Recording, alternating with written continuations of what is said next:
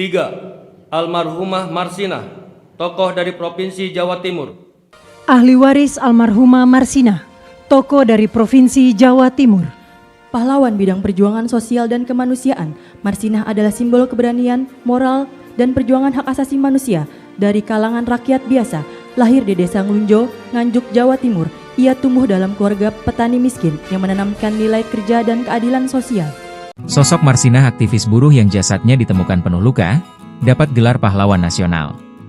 Sosok Marsinah, buruh asal Nganjuk, Jawa Timur yang hari ini Senin, 10 November 2025, menerima gelar sebagai pahlawan nasional. Jasadnya ditemukan penuh luka pada Mei 1993. Presiden Prabowo Subianto menganugerahkan gelar pahlawan nasional kepada Marsinah dalam upacara penganugerahan di Istana Negara, Jakarta. Total terdapat 10 tokoh yang mendapatkan gelar pahlawan nasional. 3.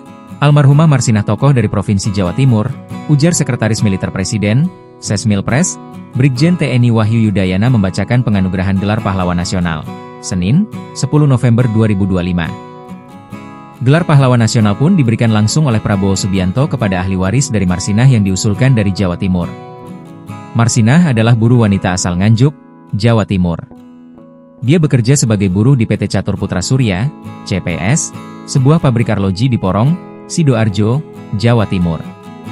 Diberitakan Harian Kompas, 28 Juni 2000, Marsinah lahir pada 10 April 1969. Dia adalah anak kedua dari 3 bersaudara yang semuanya perempuan, Marsini kakaknya dan Wijiati adiknya.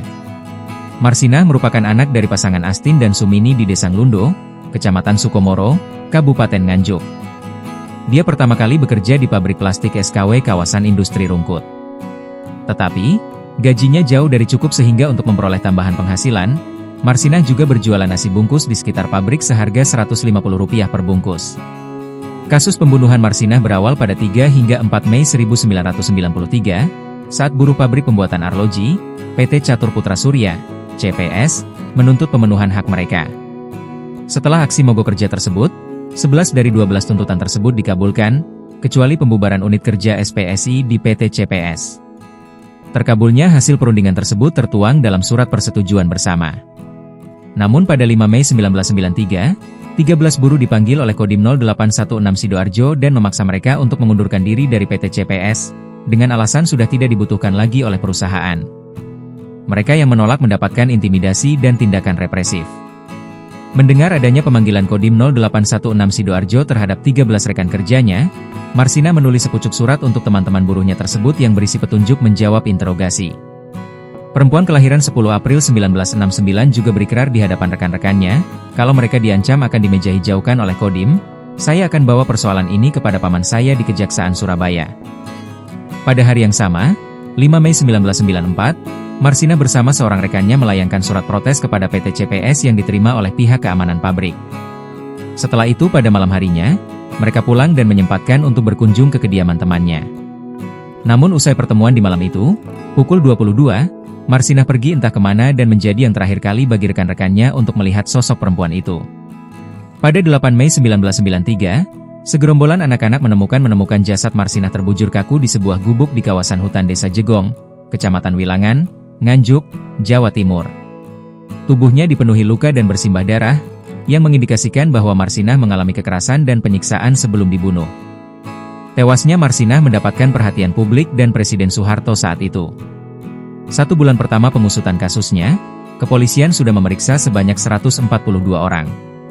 Namun puncaknya terjadi pada 1 November 1993 dini hari, saat Satuan Intelijen menculik 8 orang yang diduga sebagai pelaku pembunuhan Marsinah. Ke-8 orang tersebut merupakan orang-orang dari PT CPS, di mana salah satu yang diculik adalah pemilik pabrik, Judi Susanto. Judi Susanto dan 7 orang lainnya diketahui mengalami siksaan berat untuk dipaksa mengakui bahwa merekalah dalang pembunuhan Marsinah. Selama proses penyelidikan dan penyidikan oleh tim terpadu Bakors Tanasda Jawa Timur, disebutkan bahwa Suprapto, seorang pekerja di bagian kontrol PT CPS, menjemput Marsinah dengan sepeda motornya. Marsinah kemudian disebut dibawa ke rumah Judi Susanto di Jalan Puspita, Surabaya. Setelah 3 hari disekap, Marsinah disebut dibunuh oleh Suwono, seorang satpam di PT CPS.